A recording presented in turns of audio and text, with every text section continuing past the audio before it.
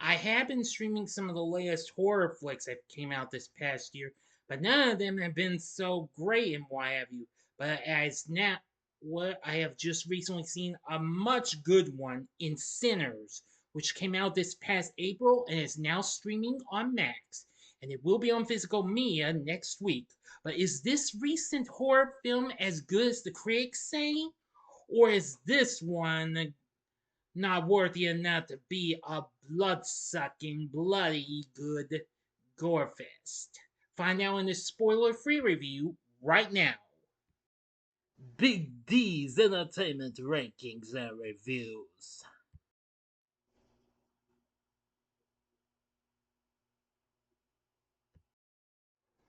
So, greetings, my fellow YouTubers, and welcome to Big D's Entertainment Rankings and Reviews. My name is Noel, better known to as the Big D, and this time around I bring to you a spoiler free review of the 2025 supernatural horror flick Sinners, released by Warner Brothers, produced, written, and directed by Ryan Coogler. The film is set in 1932 in the Mississippi Delta, starring Michael B. Jordan in dual roles. Now, of course, Jordan's no stranger to working with Ryan Coogler. These twin brothers are criminals who are returning to their hometown to start again, where they are confronted by a supernatural evil. The film also has Hailee Steinfeld, Miles Caton, or Caton, I'm sorry if I pronounce this wrong, in his film debut, Jack O'Connell, Wunmi Mosaku, Jayme Lawson, Omar Miller, and Delroy Lindo. This film was released on April 18th of this year, just 2 weeks after it premiered at the AMC Lincoln Square. This film eventually became a big hit for Warner Brothers, even though despite it caused a little bit of a knockout for their other hit, a Minecraft movie. Excuse me, please. Now then, in 1932, identical twins and World War I veterans Smoke and Stack Moore returned to Clarksdale, Mississippi after years spent working for the Chicago outfit. Using money stolen from gangsters, they purchased a sawmill from racist landowner Hogwood to start a juke joint for the local black community. Their cousin Sammy, an aspiring guitarist, joins them despite his pastor father Jedediah's warnings that blues music is supernatural.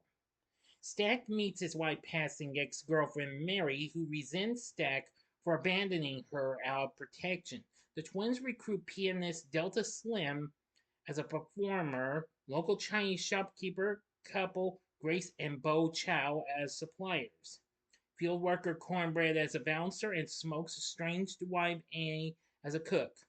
Annie believes her hoodoo practices kept the twins safe, but Smoke doubts them for not preventing their infant daughter's death.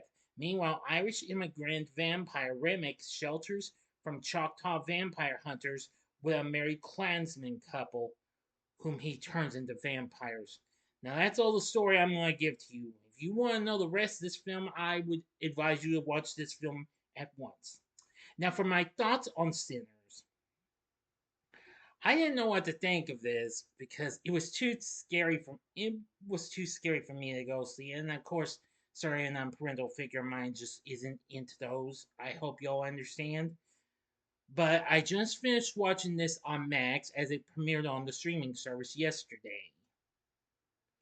Well, I gotta say, this was probably the most bloodiest and most terrifying supernatural horror film with vampires I have seen to this day.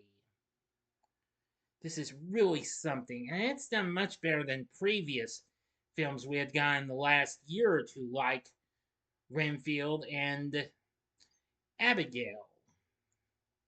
Both were from Universal, who actually was one of the three studios that was up for this. This, along with Sony and Warner Bros., were in a uh, bit of a bid to get the rights to this. And after the bidding war, Warner Bros. Won. But anyway, I thought the film was wow. I actually like the settings and what have you. Those looked really good. And this film had gone the highest amount of views than any other horror flick I have seen to this day and what have you. Anyway, now Rotten Tomatoes has this as certified fresh score of 97%, saying it's a rip roaring fusion of masterful visual storytelling and toe tapping music. Writer director Ryan Coogler's first original blockbuster reveals the full scope of his singular imagination. Now, of course, again, this is not the first time Michael B. Jordan has collabed with Coogler. He had recently collabed with him on the film that actually introduced him to us, Fruitvale Station, as well as he also did the him in well directed with him in Black Panther. Oh well, even though he wasn't in it, its sequel and the first Creed film. Metacritic has a score of 84. Audiences polled by CinemaScore gave it an A, and those surveyed by PostTrack gave it a 92% overall positive score, with 84% saying they would definitely recommend this. Reviewers praised Coogler's vision in the film's cinematography. That's some things I liked. I liked the vision and the cinematography this film had to offer. Coogler did such an amazing job with this. I absolutely thought this was very, very good. Not only that, the music was praised as well. Who noted its centrality to the film's story, which was composed by Ludwig Göransson. IndieWire wrote, "This isn't the first time that a score by Göransson has been inextricable from the texture of a Ryan Coogler movie, but the film opens with someone talking about a kind of music so pure it can pierce the veil between life and death, past and future, and then proceeds to show us exactly what that sounds like. I couldn't have said it better myself. This is absolutely very good and what have you. I think it has a very good soundtrack and score. Let's see. Upon its release, the film did very well for Warner Bros. And went on to make $364 million worldwide on its $90 to $100 million budget.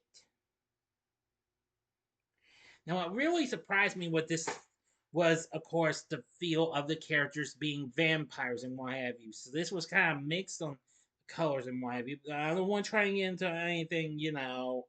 But anyway, this is not the first time I would see an actual film with a different colored vampire, because you might be aware I have seen the Blackula films as well as Vampire in Brooklyn with Eddie Murphy, but unlike those films, this one is much more intense and much more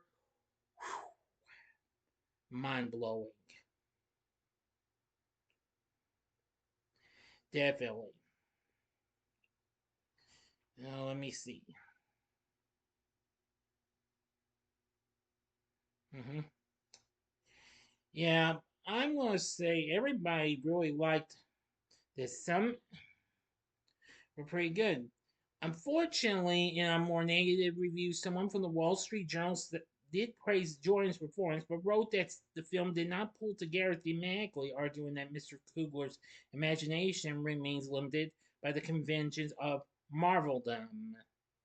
Well, that may be, even after he had done the two Black Panther films. But, well, that's in the past and what have you.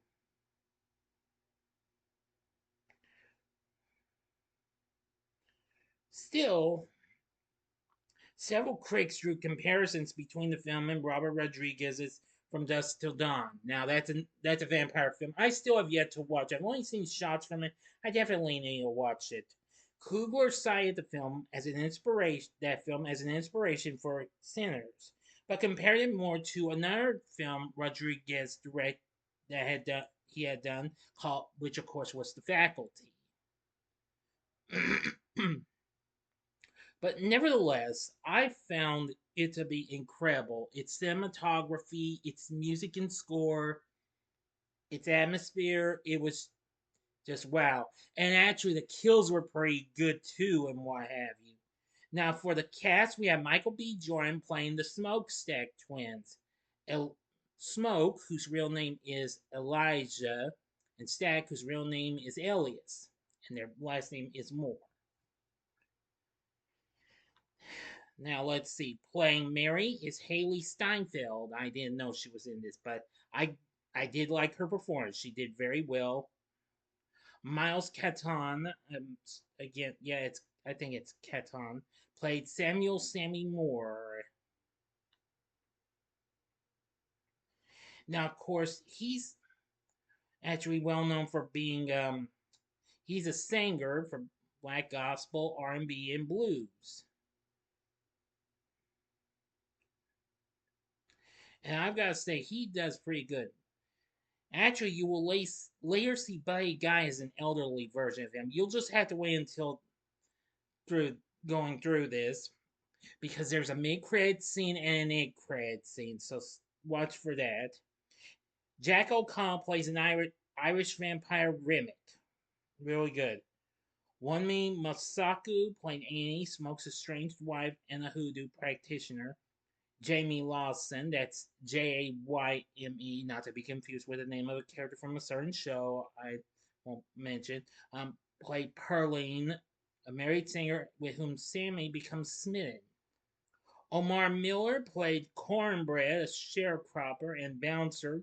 Delroy Lindo, who I've seen in several films, played Delta Slim, who was an old town piano player and musical legend. I think he was very good too. Anyway, the rest of the cast is absolutely very good and what have you. I gotta give the whole cast for what they had to provide. So I've gotta say, I think Sears was probably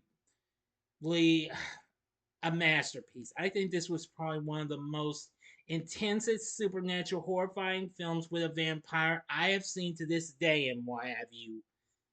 Like I said, I like the atmosphere, the cinematography, uh, Ryan Coogler's direction, the story's good, the music and score is good, the casting's good, so are their characters, etc., etc., etc. I think Sinners was good. And I think this is probably going to be the best horror film of the year. I know it is. Because I haven't seen any other good films, any other horror film that's even matched up to this.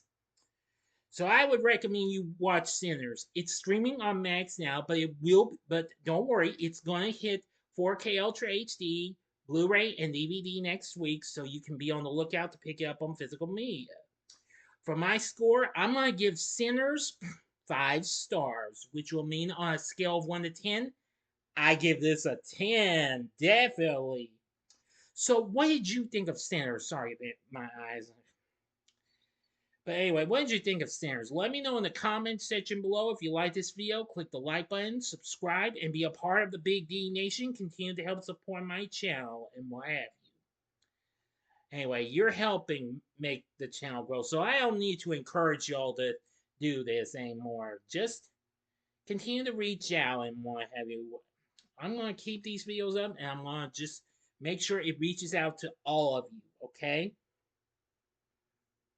That's all I'm gonna say. And I'm over 950 subscribers now, so I'm I'm still a little bit of a ways, but I think I can make it to 1,000 definitely. Okay, we'll have another video coming up for you soon. So if you like this, check out my reviews for some of these other films. I'll give you the Black Panther films Ryan Coogler directed. In the upper left-hand corner is my re-review of the first one, Black Panther. The upper right-hand corner is my spoiler-free review of the second one, Black Panther Wakanda Forever. Or if you like another vampire flick, check out my spoiler-free review of Abigail from last year in 2024. And the bottom right-hand corner is the button you can click to subscribe. If you like rankings and reviews on movies, TV, music, video games, etc., then I'm your guy. Thanks for watching. Until next time, I'm the Big D saying, see ya.